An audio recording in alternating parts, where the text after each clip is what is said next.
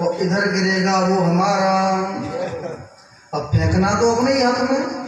ऐसे हिसाब से फेंका कि 2-4 सिक्के उधर चले गए और बाकी सब इधर। प्रेम से बोलो जय श्री कृष्ण। जय श्री कृष्ण। उनसे भी बड़े महापुरुष पीछे खड़े थे, उन्होंने भी भगवान से मन्नत मानी। आज उन्होंने कहा वाह, ये भी कोई चढ़ाने का तरीका है, थोड़ा सा भगवान को दे दिया, ऐसे नहीं होता। बोले हम भी चढ़ाने आए लेकिन तुम्हारी तरह से नहीं, तेरा तुझको अर्पण क्या लाभ है मेरा, हम तो पूरा चढ़ाएंगे।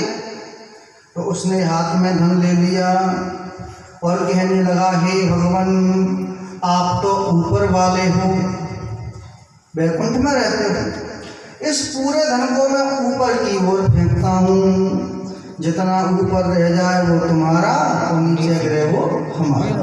बता, मुझे प्रसंग स्मरण आ रहा है। एक व्यक्ति बहुत धनी और बहुत ही समाज में प्रतिष्ठित, लेकिन कभी भी एक पैसा खर्च नहीं करना चाहते थे। तो उन्होंने कभी ना दान किया ना पुण्य। लोगों ने व्यंग में उनका नाम दानचंद रख दिया। प्रेम से बोलो जय श्री कृष्ण। जय श्री कृष्ण। दान नहीं करते हैं लेकिन नाम लोगों ने दानचंद रख दिया। अब दानचंद की अर्धवृद्धा अवस्था हो गई। पत्नी ने कहा स्वामी, एक बार कम से कम जाकर के गंगा स्नान ही कर लो, इसमें तो ज़्यादा कोई किराया खर्च नहीं होगा, केवल 10-12 किलोमीटर यहाँ से गंगा जी है। जब पत्नी ने ज़्यादा निवेदन किया तो इसने भी सोचा चलो कोई बात नहीं, उसमें कोई खर्चा नहीं, एक बार गंगा स्नान कर लेते हैं। और गंगा जी के किनारे पे जैसे ही पहुंचा तो घाटों पे नहीं गया महाराज, घाटों से दूर अलग जहाँ मुर्दा घाट है, प्रेम से बोलो जय श्री कृष्ण। जहाँ कभी कभी ही कोई आता है, जब घर से सीट खाली होती है तभी वहाँ लोग जाते हैं।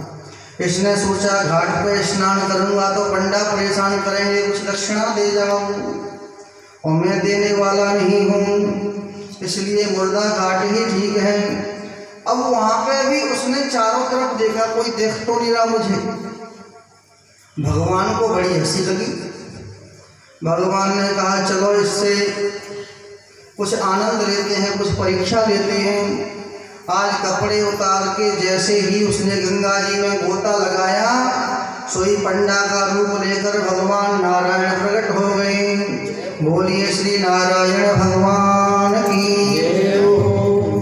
आज जैसे ही प्रकट हुए, उस जैसे ही नदी में से बाहर निकला, सोई सामने पंडा जी खड़े, बोले यजमान की जय हो।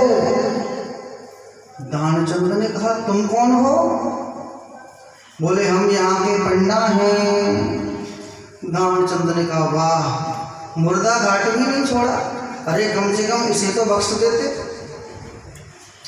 भगवान ने कहा देखो हम यहीं एकांत में पड़े रहते हैं, संतोषी ब्राह्मण हैं।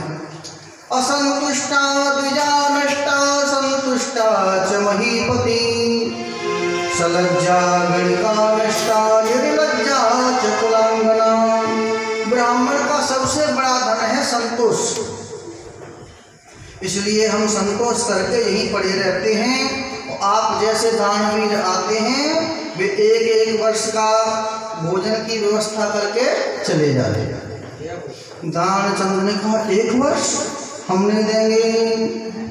भगवान बोले तो कोई बात नहीं, 1 महीने के लिए ही दे दो, कोई जबरदस्ती थोड़ी है, ये तो दान है। दानचंद ने कहा हम नहीं देंगे। अंत में भगवान ने कहा तो 1 दिन की व्यवस्था तो तुम्हें जरूर करनी पड़ेगी। दानचंद बोले 1 दिन की बात कर रहे हो, हम 1 समय की भी नहीं कर सकते। भगवान ने कहा तो बिना दिए हम यहाँ से जाने नहीं देंगे। अब दानचंद ने सोचा मुर्दा घाट पे भी पंडा जी पीछा नहीं छोड़ रहे हैं, अब इनसे पीछा कैसे छुड़ाएं। तो पीछा छुड़ाने के लिए उसने कहा देखो हम दान तो दे सकते हैं लेकिन उधार देंगे, नगद नहीं।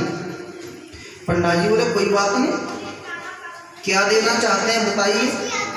तो पहले के जमाने में धेला चलता था, 1 पैसा 2 पैसा कुछ भी होता होगा उसे धेला कहते थे। तो इसने कहा हम केवल 1 धेला उधार दे रहे हैं।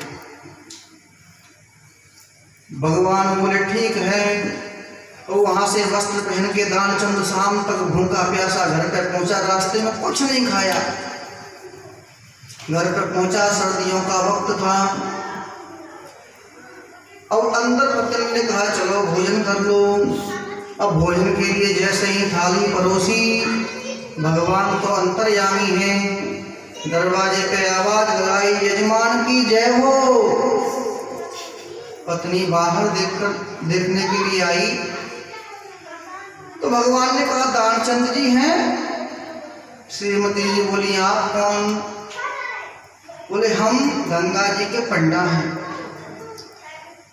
आज भगवान ने कहा कुछ दान के लिए दानचंद जी बोल के आए थे, हम उसे लेने आए हैं। पत्नी को बड़ा आश्चर्य हुआ, ये तो कभी किसी को खोटा सिक्का नहीं देते, ये दान कैसे कर आए। अंदर पत्नी पहुंची, स्वामी से कहा आपने किसी से कुछ लेने देने की बात की थी। दानचंद ने कहा क्यों, तुम्हें कैसे पता? बोले पंडा जी बाहर ही खड़े हैं। दानचंद बोले अभी हम घर पे आ पाए, भोजन नहीं किया तब तक पंडा जी भी आ गए। उनसे कह दो घर पे नहीं है। अब पत्नी ने कहा झूठ कैसे बोले? बोले कह दो। पत्नी ने कहा देखो पता चल ही जाएगा। बोले नहीं हम जो कह रहे हैं वही करो।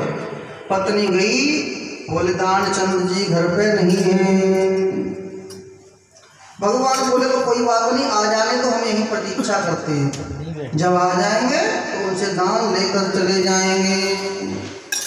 पत्नी ने कहा वो पंडा जी जाने का नाम नहीं ले रहे। इसने कहा तो कह दो उनसे बीमार हो गए हैं, हारे थके आए थे गंगा जी से, इसलिए तबीयत खराब है। अब पत्नी ने जाकर के कहा देखो गंगा स्नान करके आए हैं, तबीयत ठीक नहीं है, आप जाओ कल आना। भगवान तो बड़े प्रसन्न हुए, उन्हें तो सब पता है, घट घट की जानने वाले हैं। भगवान ने कहा देखो यजमान बीमार हो और पंडा छोड़ के चले जाएं ऐसी परिस्थिति में तो ये भी अच्छी बात नहीं। अब तो जब तक यजमान हमारे स्वस्थ नहीं होंगे तब तक हम नहीं जाएंगे, हमें तो आटा दाल सब यहीं दे दो, बनाएंगे और मस्त रहेंगे। अब उसने जाकर के कहा कि तो आटा दाल मांग रहे हैं, जब तक यजमान ठीक नहीं होंगे तब तक हम नहीं जाएंगे। दानचंद ने कहा बड़ी मुसीबत है। पत्नी से बोला मुझसे सांस रोकने की बहुत अभ्यास है, इस महात्मा जी से मैंने सीखा था, आपको जाके कह दो कि दानचंद मर गए।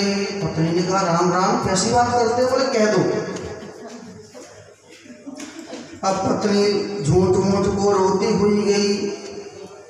पंडा जी बोले क्या बात हो गई?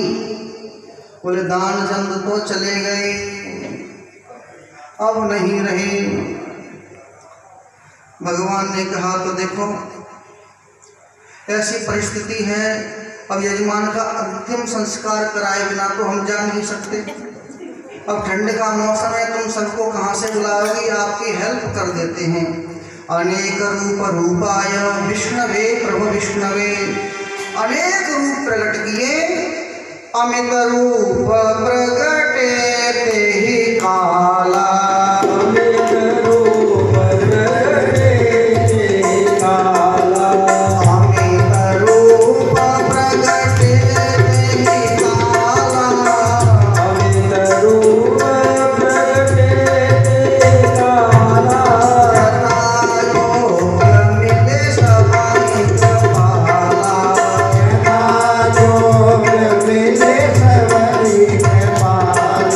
जथा